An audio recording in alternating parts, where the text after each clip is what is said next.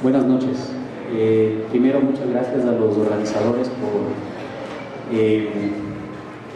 poner a disposición de quienes venimos acá de este espacio. Creo que es importante poder proponer ideas, conversar acerca de las mismas y simplemente enriquecer las opiniones que tenemos todos. Por otro lado, también es, digamos, la manera de un cambio. También es bueno poder venir a dar una conferencia sin tener que yo pagar por dar la conferencia, lo cual pasa algunas veces cuando uno tiene que ir a proponer artículos técnicos. Entonces es una buena cosa también esto. Voy a hablar un poco acerca de lo que a mí me mueve y lo que a mí me convoca. Y mi idea en realidad no era llamar esta presentación, ni tampoco creo que tiene que tener un nombre, Sostenibilidad desde el Nuevo Modernismo, pero sí es una frase que dice mucho de lo que yo propongo. Y nace de lo que propone Michael Schwartz y Joost Eeters. Son dos pensadores holandeses que en este momento viven en realidad en los Estados Unidos, y ninguno de los dos es arquitecto urbanista. El uno es un pensador cultural, el otro es un editor de libros, y lo que proponen es Sustainability as New Modernism como una forma de enfrentar la vida, como una forma de hacer las cosas, como un camino que se tiene que seguir desde cualquier ámbito, no únicamente desde la arquitectura. Y comienzo mi exposición con un proyecto que personalmente marcó mi vida personal y profesional. La casa se llama Home with Skin. La empezamos a diseñar en el 2012 y la terminamos en el 2014, y fue parte de un concurso en donde básicamente teníamos que construirla y teníamos que operarla en una competencia internacional y demostrar que era básicamente la casa más sostenible que había digamos, en la competencia. Lo que ustedes ven es la casa una vez que la construimos en Holanda y estaba pasando por una serie de pruebas. Lo interesante de la casa no era únicamente que proponía tecnología para reducir la huella ambiental de quienes vivían en esta casa. También proponía cambiar o facilitar los hábitos de vida de quienes vivían ahí adentro para reducir su huella ambiental. Al final del día, la huella ambiental está en eso, en la forma en cómo nosotros llevamos nuestra vida. Y por otro lado también una de las características más importantes de esta casa no era únicamente el hecho de que fue construida y fue probada y nos fue bien, sino era el hecho de que 1.4 millones de familias en Holanda se identificaban con el proyecto. Eran 1.4 millones de familias en Holanda que vivían en este tipo de casas, pobres en su funcionamiento, pero también que no permitía vivir de una manera adecuada. Y las mejoras que nosotros proponíamos eran asequibles por un lado, y por otro lado mejoraba la calidad de vida de quienes estaban ahí adentro, de quienes las habitaban. Y entonces esta casa fue vestida en su interior no por muebles que nosotros hayamos comprado afuera. En realidad esta casa fue vestida en su interior por aportes que quienes, digamos, que por estos holandeses nos daban a nosotros para que la casa tenga una calidad y represente efectivamente a quienes nosotros estábamos abordando con el proyecto. Entonces el sofá era de un holandés, y los marcos con fotografías también mostraban familias que aportaron con todo este tipo de muebles. Entonces en realidad no era únicamente arquitectura y no era una solución tecnológica, en realidad era una propuesta que salía de la gente para mejorar la calidad de vida de la gente.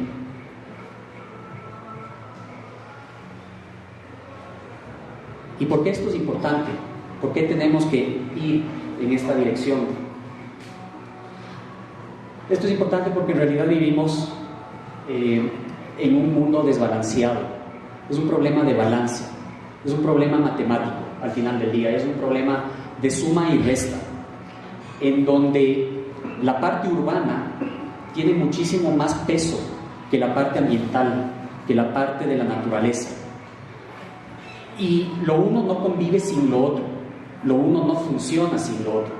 Nosotros no vivimos si es que no digamos, si es que no obtenemos todo lo que la naturaleza nos brinda. Y el problema es que nosotros estamos pidiendo mucho más de lo que la naturaleza nos puede dar. De hecho, en el 2016, a partir del 8 de agosto, nosotros estábamos viviendo con recursos que proveía la naturaleza para el año 2017. Es decir, nosotros estábamos consumiendo lo que en un futuro debería proveernos lo que nos da calidad de vida en este momento. Es un tema matemático, como dije antes, esto sacado por la Environmental Footprint Network. Y como dije, la naturaleza de manera vital abastece nuestras necesidades urbanas de energía, de materiales y de servicios ecosistémicos. Nos provee aire para respirar, secuestra carbón para evitar, por ejemplo, el calentamiento global, tiene la capacidad de regular la temperatura de la Tierra, nos da agua, etcétera, etcétera, etcétera, sin todo de lo cual en realidad no podríamos vivir, por lo menos de la manera en que nosotros vivimos en este momento. Entonces, el salvaguardar la provisión de los servicios ecosistémicos es importante. Por otro lado, y aquí es donde viene la parte relevante, los centros poblados de menos de 50.000 personas son los que demandan la mayor cantidad de servicios ecosistémicos.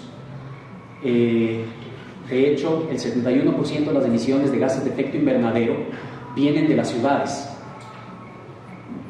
Me olvidé mencionar en la anterior diapositiva, la fotografía que ustedes ven es una de las subcuencas de provisión de agua de la ciudad, en este caso de Papazacta. Los quiteños consumimos un promedio de 190 litros de agua por cabeza por día.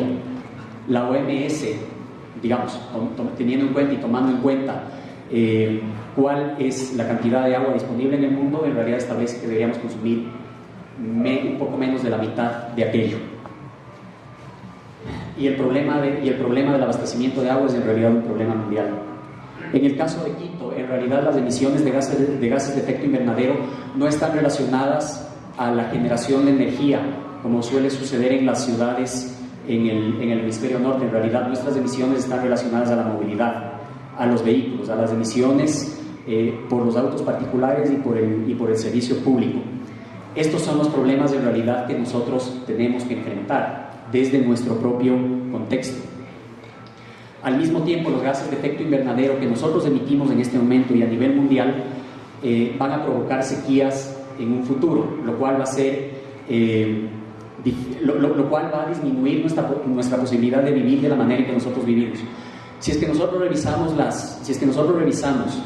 las previsiones que tiene el EMAPS en este momento de agua para el distrito metropolitano, nos dan un escenario de 100 años sin tener problemas. Cuando ponemos el factor de cambio climático dentro de esas previsiones, nosotros no vamos a poder abastecernos al ritmo que consumimos el agua, sino de aquí hasta 30 años máximo. Entonces, en realidad pasa a ser un problema que tiene que ser abordado en este momento. Por otro lado, Stephen, en una entrevista en un diario londinense, dice que la magnitud humana del cambio climático se parece más al impacto de un meteorito que a un cambio gradual. Stephen propone una ecuación que se llama la ecuación del antropoceno, en donde básicamente establece el ritmo mediante el cual nosotros estamos cambiando los patrones del clima en el mundo. Y en un principio, sin la influencia del hombre, el ritmo al cual se modificaba esta temperatura para arriba o para abajo era de 0.01 grados. En este momento nosotros lo estamos por siglo. En este momento nosotros lo estamos haciendo a 1.7 grados centígrados por siglo.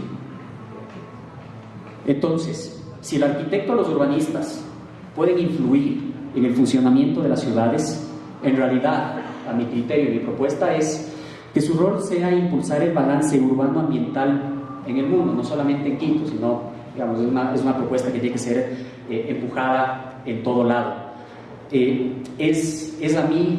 mi criterio es ahí donde se tiene que poner la mayor cantidad de esfuerzo.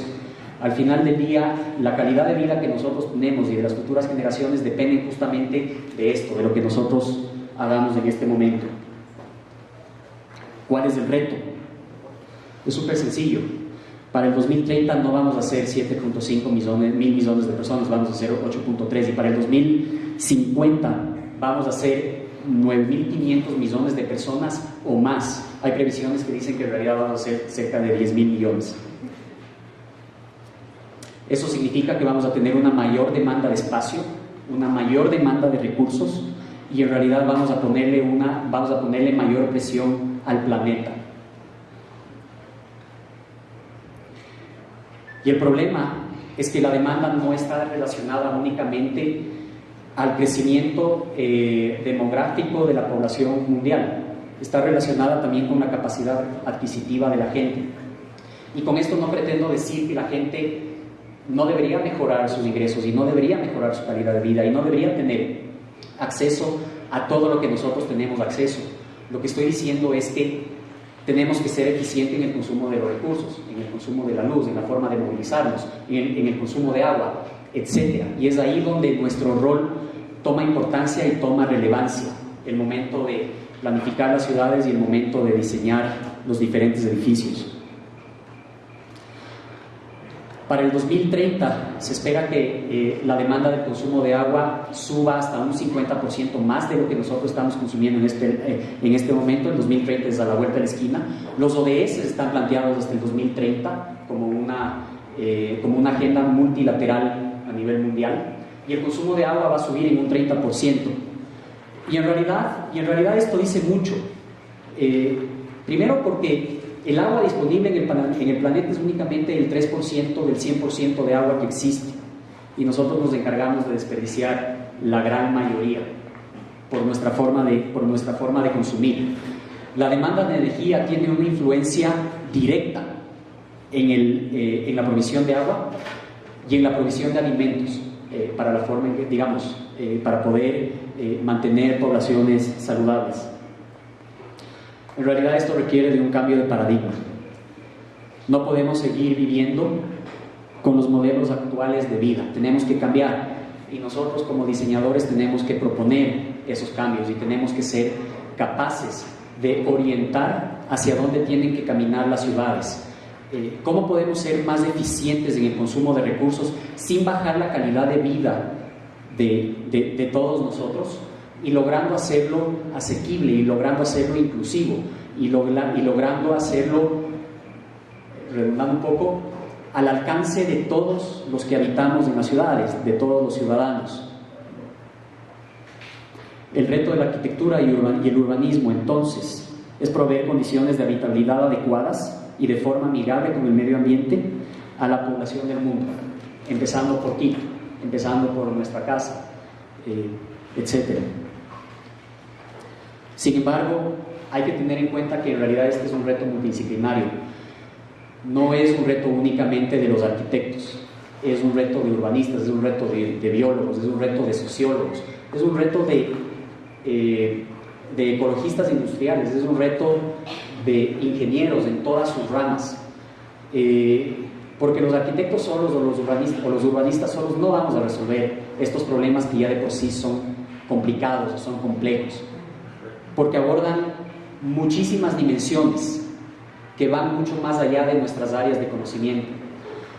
Y debo decir que es bastante rico sentarse al frente de la mesa de diseño con gente que no es arquitecta y con gente que no es urbanista, y conversar y poner criterios y confrontar criterios y definir cuáles son las mejores soluciones desde un punto de vista multidimensional. El día viernes da la casualidad de que estuve en Cuenca justamente para iniciar un proyecto de investigación entre la Católica y la Universidad de Cuenca, en donde básicamente lo que se pretende es estudiar la forma urbana y cómo esta forma urbana afecta la movilidad, la demanda de energía y las emisiones de gases de efecto invernadero en dos casos de estudio, Quito y Cuenca. Debo decir que una de las cosas que más me impresionó y que más me complació era que estábamos sentados a la mesa no únicamente arquitectos o urbanistas. Como dije antes, habían biólogos, habían sociólogos, habían ingenieros expertos en generación de energía, habían ingenieros ambientales, habían sociólogos, habían expertos en behavioral science, habían expertos en un montón de ramas para sentarse a resolver un problema en específico, que en un principio uno puede pensar que es netamente urbano, pero que, como dije antes, la solución tiene que ser planteada de una manera multidimensional, desde diferentes enfoques. La riqueza de las soluciones, la efectividad de las soluciones están en eso, están en la propuesta de trabajar en conjunto con otras ramas, no únicamente como arquitectos, no en silos, no sentados en nuestro escritorio, compartiendo ideas y confrontando ideas. Cierro únicamente con esta frase de Alex Kay, en donde él dice que no podemos predecir el futuro, y después dice que sí podemos inventarlo. En realidad, yo cambio la frase de Alan Kay, perdón, y en realidad nosotros no podemos prever el futuro, porque no tenemos bola de cristal. Pero yo creo que como diseñadores y como arquitectos y como urbanistas y como ingenieros y como cualquier otra rama, sí podemos diseñar el futuro del mundo y mantener la calidad de vida y hacerla alcanzable no solamente para nosotros, sino para todos los que habitamos en las ciudades. Gracias.